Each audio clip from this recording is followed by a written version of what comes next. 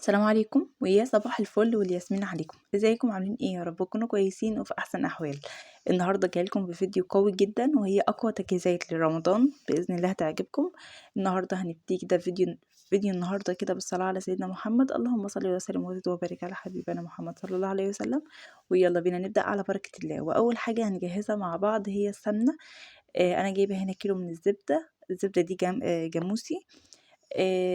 جبت كده كيلو كان سعره 15 يورو. بصوا يا بنات، هو حلو قوي يعني ما شاء الله، طلع لي مرتة وطلع لي سمنة. طبعا هو الكيلو بيطلع حوالي كيلو الا ربع سمنة، بس الصراحة بتكون سمنة في منتهى الجمال، يعني ما شاء الله حلوة جدا وريحتها حلوة. فانا هنا هسيحها، حطيت هنا نص معلقة ملح وهسيبها وهسيحها. وبعد كده طبعا لما مرحلة التسييح بتخلص، عملت هنا برطمان سمنة وبرطمان صغير كده من المرتة. تمام.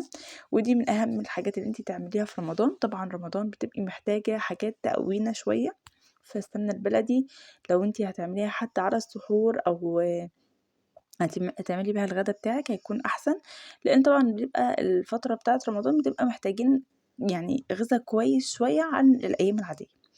فطبعا لابد من السمنة البلدي، يعني انا اصلا بقالي فترة كبيرة ما جبتهاش، بس انا قلت ان انا هجيبها رغم ان هي طبعا غالية جدا عن السمنة العادية. يعني السمنة العادية هنا ب3 يورو، وطبعا الزبدة ب15، فغالية جدا. بس لازم نجيب حاجة اللي هي تكون صحية على الاقل في الشهر ده. تعالوا بقى ندخل على الحاجة التانية، وهي من التجهيزات اللي بتبقى حلوة جدا معاكي وبتظبط معاكي الشهر وبتظبط معاكي الدنيا خالص، وهي تجهيزات الفراخ او اللحمة. انا هنا هعمل تتبيله واحده هعمل بيها كل الفراخ، هعمل بها الصلصه يعني الصوصات بتاعه الفراخ كلها.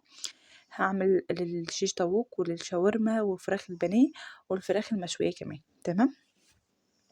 حطيت هنا يا بنات طماطمية كبيرة وبصلتين، وكمان حطيت قرن فلفل أحمر، وحطيت مستردة وكاتشب، وحطيت مرقة دجاج وبهارات، 7 بهارات: كمون، كزبرة، فلفل أسود، ومعلقتين زيت. ولو عندك زبادي حطي، وما عندكيش خلاص حطي خل. أنا الصراحة ما كانش عندي زبادي أو لبن فحطيت خل، وشوية مية كمان، ورحت ضربتهم في الخلاط. وعايزة أقول لكم إن التتبيلة السايلة بتبقى حلوة جدا في الفراخ، وبتخليها يعني تشرب الفراخ بتشرب من التتبيلة السايلة أسرع من التتبيلة الخشنة. تمام. فأنا عملتها سايلة. عايزة أقولك إن التتبيلة دي أقسم بالله يا بنات، برضو المرة اللي فاتت رمضان اللي فات عملتها، كانت حلوة جدا جدا، وكانت فضلت معايا لآخر رمضان. الفراخ لما كنت بطلعها كده من التلاجة كانت بتبقى ريحتها جميلة، وكمان يعني بتستوى بسرعة جدا، وكمان طعمها خطير. وأي حد كان بيجي وقتها يعني وبيتعزم مثلا أو كده وكان ياكل من الفراخ دي كان بيشكر فيها أوي. فأحلى حاجة إن انتي يعني يا إما تبيتي الفراخ يا إما تعمليها تتبيلات وتحطيها في الفريزر. صح الواحد هلك اليوم ده وتعب وظهر وجعه وكده، بس عايزة أقولك إن احنا نمنا بقى شوية وارتحنا، وبعد كده قمنا كملنا حياتنا تاني. بس الصراحة احنا بنشيل من على نفسنا يعني هم كبير قوي. انت لما تقفي يوم واحد بس وتظبطي فيه فراخك وتظبطي فيها وجباتك وتظبطي دنيتك، طبعا ده بيخليك طول الشهر كده مرتاحة. لان طبعا احنا عايزين نزود في العبادات شوية، يعني عايزين طبعا لو اللي بنختم جزء نختم جزئين. طبعا الصلاة والأذكار والحاجات دي كلها لازم ان احنا نعمل. وكمان عايزة اقولك ان احنا في رمضان بيكون عندنا اضافات زيادة، يعني بتبقي بتعملي عصير، بتعملي مثلا خشاف يومي، بتعملي مثلا حلويات يومية. فطبعا بيكون يعني في مجهود شوية زيادة، وبيبقى مختلف شوية عن الأيام العادية. فالأحسن اللي احنا طبعا نظبط أمورنا من قبلها بشوية، ونحاول ان احنا موضوع الأكل ده نضبطه. طبعا لو انت كمان يعني عندك فريزر، ظبطي كمان تفريزات لحمة، اعملي كفتتك، اعملي البرجر بتاعك، اعملي اللي هو البفتيك الكداب. ظبطي حاجتك دي كلها قبلها على طول قبل شهر رمضان.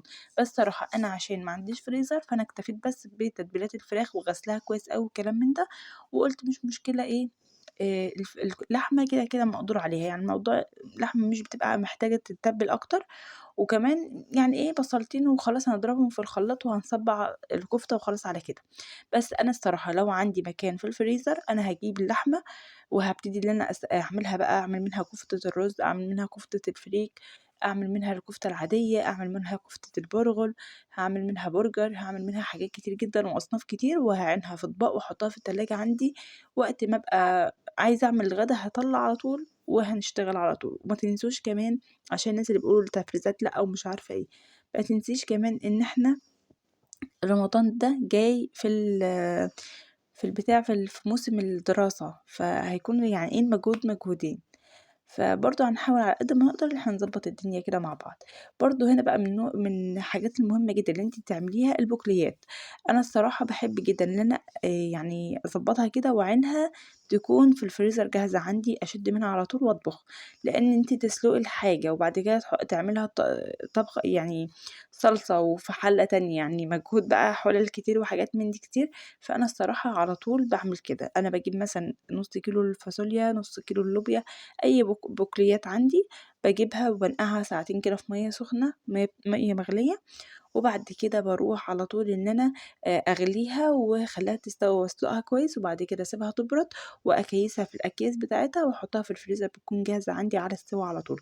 طبعًا دي خطوة حلوة جدًا وأساسية وبتسهّل عليكِ الدنيا. حتى لو هتعملي مثلًا لحمة خضار في حلة واحدة، يعني خضار باللحمة في حلة واحدة، هيكون الموضوع سهل وبسيط ومش مش هتستهلكي ولا مواعين كتير ولا مجهود كتير. فاهميني؟ فدي برضه من الخطوات الحلوة جدًا اللي إحنا المفروض إن إحنا نعملها، اللي هي البقوليات برضه يعني نسلقها ونعينها مسلوقة. كمان هاعمل معاكم النهارده إن شاء الله الفول. زي ما أنتم شايفين نُص كيلو طلّع معايا هنا 3 وجبات. فأنا زي ما قُلت لكم نُص كيلو بيطلّع معايا 3 وجبات. إحنا أسرة يا بنات 4 أفراد بس يعني ولادي صغيّرين. كمان هنا عندي الفول التدميس تمام. هاعمل هنا معاكم الفول بطريقة حلوة جدًا، وعايزة أقول لكم بجد يا بنات طعمه حكاية، بسم الله ما شاء الله كان في منتهى الجمال. طبعًا الفول الكيلو ده جايباه ب2€. أنا باجيب ال5 علب. لمّا بيكون في عرض باجيب ال5 علب ب2€، وأوقات كتير باجيب العلبة على 80 سِنت تمام. فأنا كيلو الفول ده أنا جايباه ب2€. رُحت هنا نقّيته كده بس هو الصراحة ما كانش فيه حاجات وحشة كتير. رُحت نقّيته ونقعته وسِبته يتنقع كده حوالي من 3 ل4 ساعات. طبعًا عايزة تنقعيه أكتر براحتك. هنا أنا نقعته ولمّا اتنقع وحسيت إن الفولاية كده شربت يعني فتّحت كده وبقبقت من المَيّة، ما فضلتش ماسكة على نفسها أو مكرمشة. فرُحت أنا على طول شِلته من المَيّة بتاعته ورُحت حطيته في حلة علشان هابتدي إن أنا أشتغل فيه وأدمّسه تمام. عايزة أقول لكم بسم الله ما شاء الله الفول يا بنات طلّع لي حوالي 11 كيس فول كبار. يعني أنا لو كنت صغّرت شوية الكيس كان طلّع لي أكتر. يعني عايزة أقول لِك إن أنتِ ممكن تجيبي 2 كيلو فول وتعمليهم هيكفّوكِ لشهر رمضان كلّه. لإن إحنا يوميًا بنحب نتسحّر بفول. جِبت هنا زي ما أنتم شايفين طماطماية ورُحت قسمتها كده على 3/4. وبعد كده جِبت بصلاية حطيتها وحطيت كمان 4 فصوص توم أو لو عندِك توم مهروس حُطّي.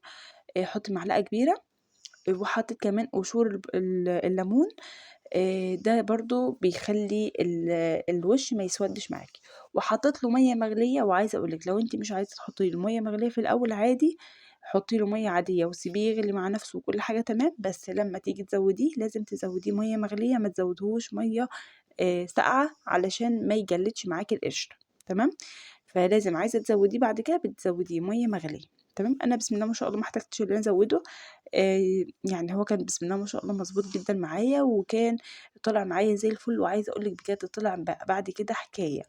عايزة أقول لِك بقى هادّي له لون حلو كده بمعلقة صغيرة خالص من الكركم أو يعني نُص معلقة كبيرة من الكركم. بجد يا بنات فرقت معاه جدًا، جدًا، جدًا. خلّته في حتّة تانية خالص.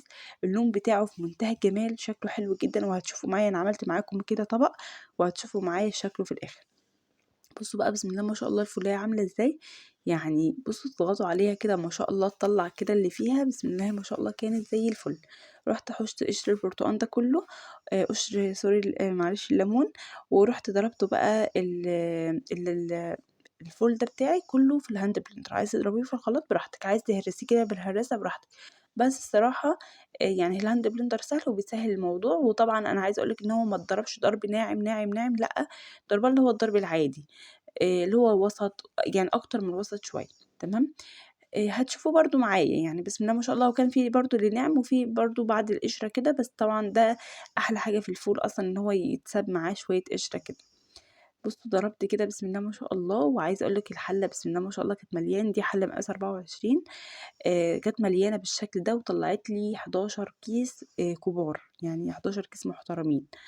آمم، فبسم الله ما شاء الله يا بنات بجد من الحاجات الحلوة جدًا اللي هتوفّر معاكم الفول، لو عايزة تعملي طعمية اعملي، بس الصراحة أنا ما بافضّلهاش في السحور لإن هي بتعطّش، فأنا بافضّل بس الفول، لإن الفول ما شاء الله بيشبّع جدًا، وغير كده مغذي جدًا، جدًا، وزي ما أنتم شايفين كده يعني أصلًا رخيص يعني مش غالي، وفي نفس الوقت طعمه حلو، وفي نفس الوقت بيشبّع جدًا في رمضان، هو والبطاطس الصراحة المحمرة. بُصّوا زي ما أنتم شايفين اللون بتاعه جميل جدًا، يعني هو كمان الكاميرا ظالماه بس اللون بتاعه حلو أوي يا بنات بجد تحفة، وطعمه كمان يعني معلقة الكركم دي عاطية له طعم حلو.